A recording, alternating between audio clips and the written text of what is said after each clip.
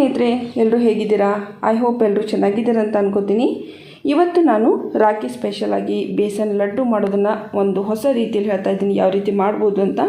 ಅಕಸ್ಮಾತ್ ನಿಮಗೆ ಬೇಸನ್ ಲಾಡು ತುಂಬ ಇಷ್ಟ, ಬಟ್ ಆದರೆ ನಿಮಗೆ ಇದು ಮಾಡೋದಕ್ಕೆ ಸ್ವಲ್ಪ ಕಷ್ಟ ಆಗ್ತಾಯಿದೆ ಅಂತಂದರೆ ನಾನು ಹೇಳೋ ರೀತಿ ಒಮ್ಮೆ ಮಾಡಿ ನೋಡಿ.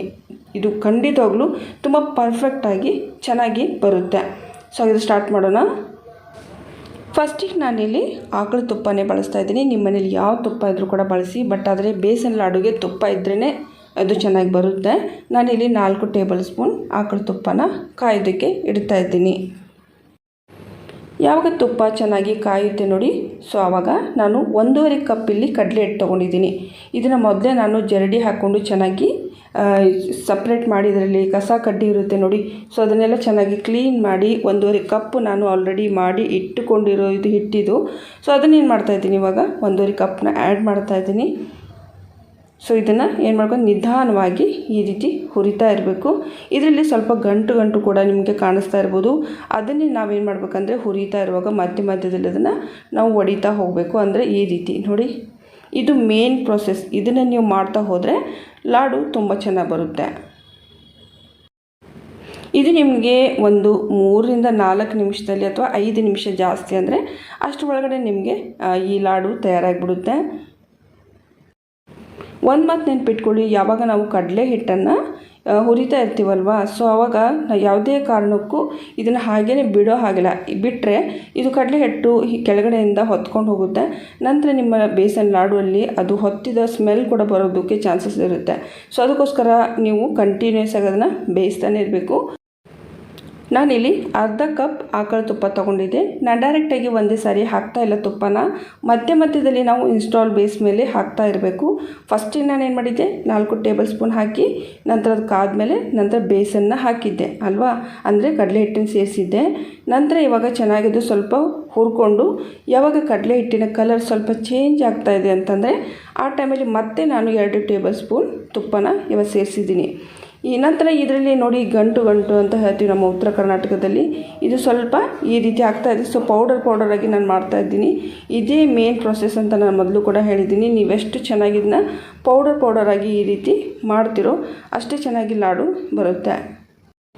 ಇವಾಗ ನಾನು ಮತ್ತೆ 2 ಟೇಬಲ್ ಸ್ಪೂನ್ ತುಪ್ಪನ ಸೇರಿಸ್ತಾ ಇದ್ದೀನಿ. ಮತ್ತೆ ಹುರಿಯೋದಕ್ಕೆ ಸ್ಟಾರ್ಟ್ ಮಾಡೋಣ. ಯಾವಾಗ ನಾವು ನಿಧಾನವಾಗಿ ತುಪ್ಪವನ್ನು ಹಾಕ್ತಾ ನಾವು ಈ ರೀತಿ ಹುರಿತಾ ಹೋದಾಗ ಸ್ವಲ್ಪ ಕಡಲೆ ಹಿಟ್ಟಿನಿಂದ ಮಾಯ್ಶ್ಚರ್ ಬರುತ್ತೆ. ಸೊ ನೋಡಿದ ತಕ್ಷಣ ಗೊತ್ತಾಗ್ಬಿಡುತ್ತೆ ಇದರಲ್ಲಿ ಸ್ವಲ್ಪ ಮಾಯ್ಶ್ಚರ್ ಕಾಣಿಸ್ತಾ ಇದೆ ಅಂತ. ಸ್ವಲ್ಪ ತೇವಾಂಶ ಟೈಪ್ ಕಾಣಿಸ್ತಾ ಇದ್ದರೆ ಅದು ಲಾಡು ತುಂಬ ಚೆನ್ನಾಗಿ ಬರುತ್ತೆ. ಸೊ ಆದರೂ ಕೂಡ ಇದು ಇವಾಗ ಪರ್ಫೆಕ್ಟಾಗಿ ಇನ್ನೂ ರೆಡಿಯಾಗಿಲ್ಲ ಲಾಡು ಮಾಡೋದಕ್ಕೆ. ಅದಕ್ಕೆ ನಾನಿವಾಗ ಮತ್ತೆ 2 ಟೇಬಲ್ ಸ್ಪೂನ್ ಆಕಳ ತುಪ್ಪನ ಸೇರಿಸ್ತಾ ಹೋಗ್ತಾ ಇದ್ದೀನಿ. ಇಲ್ಲಿ ನಾವು 1.5 ಕಪ್ ಕಡಲೆ ಹಿಟ್ಟು ತೊಗೊಂಡಿದ್ದೀವಿ. 1.5 ಕಪ್ ಕಡಲೆ ಹಿಟ್ಟಲ್ಲಿ ನಿಮಗೆ ಈಸಿಯಾಗಿ 15 ಲಾಡುಗಳು ತಯಾರಾಗುತ್ತೆ. ನೋಡಿ, ನಿಧಾನವಾಗಿ ಇವಾಗ ಕಡಲೆ ಹಿಟ್ಟಲ್ಲಿ ಸ್ವಲ್ಪ ನಮಿ ಕಾಣಿಸ್ತಾ ಇದೆ, ಅಂದರೆ ಮಾಯ್ಶ್ಚರ್ ಕಾಣಿಸ್ತಾ ಇದೆ. ಸೊ ಆದರೂ ಕೂಡ ಇದು ಇನ್ನೂ ಪರ್ಫೆಕ್ಟಾಗಿ ತಯಾರಾಗಿಲ್ಲ. ಅದಕ್ಕೋಸ್ಕರ ಮತ್ತೆ ನಾನು 2 ಟೇಬಲ್ ಸ್ಪೂನ್ ಇಲ್ಲಿ ತುಪ್ಪ ಹಾಕ್ತಾಯಿದ್ದೀನಿ. ಒಟ್ಟಾರೆ ಇಲ್ಲಿ ಹೇಳೋದಾದರೆ ಮೆಜರ್ಮೆಂಟ್ ಪ್ರಕಾರ ನಾನು 1.5 ಕಪ್ ಕಡಲೆ ಹಿಟ್ಟಿಗೆ ಇಲ್ಲಿ 1 ಕಪ್ಪು ಸಕ್ಕರೆ ತೊಗೊಂಡಿರೋದು, ಅದ್ರ ಜೊತೆಗೆ ಅರ್ಧ ಕಪ್ಪು ನಾನು ಆಕಳ ತುಪ್ಪ ತೊಗೊಂಡಿದ್ದೀನಿ. ಸೊ ತುಪ್ಪ ಜಾಸ್ತಿ ಏನು ಬೇಕಾಗೋದಿಲ್ಲ. ನೋಡಿ, ಈ ರೀತಿ ಮಾಯ್ಶ್ಚರ್ ಕಾಣಿಸ್ಬೇಕು. ಇದನ್ನು ಸ್ವಲ್ಪ ನೀವು ಹಾಗೆಯೇ ಸ್ವಲ್ಪ ಹುರ್ಕೋತಾ ಇದ್ದರೆ ಇದು ನೋಡಿ, ಒಂದು ಮಾತು ನೆನಪಿಟ್ಕೊಳ್ಳಿ, ಯಾವಾಗ ಇದನ್ನು ನೀವು ಮಾಡ್ತಾ ಇರ್ತೀರಲ್ವ, ಸ್ಟಾರ್ಟಿಂಗಿಂದನೇ ಎಂಡ್ವರೆಗೂ ನಿಮ್ಮ ಏನು ಗ್ಯಾಸಿನ ಉರಿ ಇರುತ್ತೆ ಅದು ತುಂಬಾ ಕಡಿಮೆ ಇರಬೇಕು. ಕಡಿಮೆ ಇಟ್ಕೊಂಡೇ ನೀವು ಇದನ್ನು ಮಾಡಬೇಕು. ಇವಾಗ ನೀವು ನೋಡ್ಬೋದು ಕಡಲೆ ಹಿಟ್ಟಲ್ಲಿ ಸ್ವಲ್ಪ ನಮಿ ಕಾಣಿಸ್ತಾ ಇದೆ, ಅಂದರೆ ಮಾಯ್ಶ್ಚರ್ ಕಾಣಿಸ್ತಾ ಇದೆ. ಇವಾಗ ಇದು ಪರ್ಫೆಕ್ಟಾಗಿ ರೆಡಿಯಾಗಿದೆ.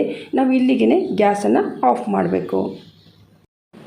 ನಂತರ ಇದನ್ನು ಸ್ವಲ್ಪ ತಣ್ಣಗಾಗೋದಕ್ಕೆ ನಾವು ಬಿಡಬೇಕಾಗುತ್ತೆ. ತುಂಬಾ ಜಾಸ್ತಿ ತಣ್ಣಗೆ ಮಾಡೋದು ಬೇಡ. ಇದನ್ನು ಸ್ವಲ್ಪ ಉಗುರು ಬೆಚ್ಚು ಆ ರೀತಿ ಆಗಬೇಕು ನೋಡಿ. ನಂತರ ನಾವು ಇದರಿಂದ ಸ್ವಲ್ಪ ಸಕ್ಕರೆ ಇದಕ್ಕೆ ಸೇರಿಸಬೇಕಾಗುತ್ತೆ. ಅದಕ್ಕೋಸ್ಕರ ಸ್ವಲ್ಪ ಬೆಚ್ಚಗೆ ಇರುವಾಗ ಇದು ನಾವು ಸಕ್ಕರೆನ ಇದಕ್ಕೆ ಆ್ಯಡ್ ಮಾಡಬೇಕು. ಒಂದು 5 ನಿಮಿಷ ಆದಮೇಲೆ ಈ ರೀತಿ ಮುಟ್ಟಿ ನೋಡಿದ ಮೇಲೆ ನಿಮ್ಗೆ ಗೊತ್ತಾಗುತ್ತೆ ಇದು ಉಗುರು ಬೆಚ್ಚಗೆ ಒಂದು ಅನುಭವ ಆಗ್ತಾ ಇದೆ ಅಂತ ಹೇಳಿ. ಅಂದರೆ ಹಿಟ್ಟು ಆ ರೀತಿ ಇರಬೇಕು. ಆವಾಗಲೇ ನಾವು ಮಿಕ್ಸಿ ಜಾರಲ್ಲಿ ಸ್ವಲ್ಪ ರಫ್ ಆಗಿ ನಾನು ಸಕ್ಕರೆ ಪೌಡರ್ ಮಾಡಿ ಇಟ್ಕೊಂಡಿದ್ದೆ. ತುಂಬ ಸ್ಮೂತ್ ಪೌಡರ್ ಮಾಡೋ ಅವಶ್ಯಕತೆ ಇಲ್ಲ. ಸ್ವಲ್ಪ ಅರ್ಧಂಬರ್ಧ ನೀವು ಮಿಕ್ಸಿ ಜಾರಿಗೆ ಹಾಕ್ಕೊಂಡ್ರೆ ಸಾಕು. ಅಂದರೆ ಕ್ರಂಚಿನೆಸ್ ಬರುತ್ತೆ ಇದರಲ್ಲಿ. ನೀವು ಹಿಟ್ಟು ಬಿಸಿಯಾಗಿರುವಾಗಲೇ ಸಕ್ಕರೆ ಹಾಕಿಬಿಟ್ರೆ ಅಂದರೆ ಲಾಡು ಚೆನ್ನಾಗಿ ಬರೋದಿಲ್ಲ. ಅದಕ್ಕೋಸ್ಕರ ಉಗುರು ಬೆಚ್ಚಗಿರೋದನ್ನು ಕನ್ಫರ್ಮ್ ಮಾಡ್ಕೊಂಡು ಮೇಲೇ ಹಾಕಬೇಕು. ನಂತರ ನಾನು 1 ಟೇಬಲ್ ಸ್ಪೂನ್ ಇಲ್ಲಿ ಇಲಾಚಿ ಪೌಡರ್ ಕೂಡ ಇದಕ್ಕೆ ಸೇರಿಸ್ತಾ ಇದ್ದೀನಿ. ನಂತರ ಇವನ್ನೆಲ್ಲ ಚೆನ್ನಾಗಿ ನಾವು ಮಿಕ್ಸ್ ಮಾಡಿಕೊಂಡ್ರೆ ಆಯಿತು. ಈ ಹಿಟ್ಟು ಸ್ವಲ್ಪ ನಿಮಗೆ ಬಿಸಿ ಅನ್ನಿಸ್ತಾ ಇದ್ದರೆ ಕೈಗೆ ಈ ರೀತಿ ನೀವು 1 ಟೇಬಲ್ ಸ್ಪೂನ್ ತೊಗೊಂಡು ಕೂಡ ಈ ರೀತಿ ಮಿಕ್ಸ್ ಮಾಡಿದರೂ ಕೂಡ ಚೆನ್ನಾಗಿ ಮಿಕ್ಸ್ ಆಗುತ್ತೆ. ಅದಾದ ನಂತರ ನಿಮಗೆ ಲಾಡು ಮಾಡಿ ನಾನು ತೋರಿಸ್ತಾ ಇದ್ದೀನಿ. ಎಷ್ಟು ಪರ್ಫೆಕ್ಟಾಗಿ ಇವಾಗ ರೆಸಿಪಿ ತಯಾರಾಗಿದೆ ಅಂತಂದರೆ ನೀವು ಯಾವ ರೀತಿ ಶಾಪಲ್ಲಿ ತೊಗೊಂಡು ಬರ್ತೀರಲ್ವ ಅದೇ ರೀತಿಯೇ ತಯಾರಾಗಿಬಿಡುತ್ತೆ ನೋಡಿ. ಸೊ ಯಾವುದೇ ರೀತಿ ಹಿಟ್ಟು ಕೂಡ ಸೀದ್ ಹೋಗಿಲ್ಲ. ತುಂಬ ಪರ್ಫೆಕ್ಟಾಗಿ ಯಾವ ರೀತಿ ನಾವು ಸ್ವೀಟ್ ಅಂಗಡಿಯಿಂದ ತರ್ತೀವಿ ಅದೇ ರೀತಿಯೇ ಇವಾಗ ನಮ್ಮ ಬೇಸನ್ ಲಾಡು ತಯಾರಾಗಿದೆ. ನಿಮಗೆ ಹಿಟ್ಟು ತುಂಬಾ ಸ್ಮೂತ್ ಆಗಿದೆ ಅಂತ ಅನಿಸಿದರೆ ನೀವೇನು ಮಾಡಬೇಕಂದ್ರೆ ಸ್ವಲ್ಪ ಇದನ್ನು ಫ್ರಿಜ್ಜಲ್ಲಿ ಇಟ್ಟರೆ ಆಯಿತು. ಒಂದು 2 ರಿಂದ 3 ನಿಮಿಷ ಮಾತ್ರ ಇಡಿ, ಅಥವಾ 5 ನಿಮಿಷದ ಒಳಗಡೆ ಅದನ್ನು ಹೊರಗಡೆ ತೆಗೆದುಬಿಡ್ಬೇಕು ನೀವು. ಯಾಕಂದರೆ ಜಾಸ್ತಿ ಹೊತ್ತು ಬಿಟ್ಟರೆ ಅದು ಗಟ್ಟಿಯಾಗೋ ಚಾನ್ಸಸ್ ಕೂಡ ಇರುತ್ತೆ. ಸೊ ನಂತರ ನೀವು ಲಾಡು ಮಾಡೋದಕ್ಕಾಗೋದಿಲ್ಲ ಅದರಿಂದ. ಸೊ ಅದಕ್ಕೋಸ್ಕರ ನೀವೇನು ಮಾಡ್ಕೊಂಡ್ರೆ ಸ್ವಲ್ಪ ಒಂದು 5 ನಿಮಿಷದವರೆಗೂ ನೀವು ಫ್ರಿಜ್ಜಲ್ಲಿ ಇಟ್ಟರೆ ಅದು ಮತ್ತೆ ಒಂದು ಚೆನ್ನಾಗಿ ಲಾಡು ಮಾಡೋದಕ್ಕೆ ಪರ್ಫೆಕ್ಟಾಗಿ ತಯಾರಾಗುತ್ತೆ ಹಿಟ್ಟು. ಸೊ ನಂತರ ನೀವು ಅದರಿಂದ ಲಾಡು ಮಾಡ್ಬೋದು. ಇವಾಗ ನಾನು ಮಾಡ್ತಾರೆ ಈ ಲಾಡು ಸ್ವಲ್ಪ ಬಿಸಿಯಾಗಿದೆ ಹಿಟ್ಟು ನೋಡಿ. ಸೊ ಅದಕ್ಕೋಸ್ಕರ ಈ ರೀತಿ ಬರ್ತಾ ಇದೆ. ಬಟ್ ಇದು ಒಣಗಿದ ಮೇಲೆ ತುಂಬ ಪರ್ಫೆಕ್ಟ್ ಶೇಪಲ್ಲೇ ಇರುತ್ತೆ.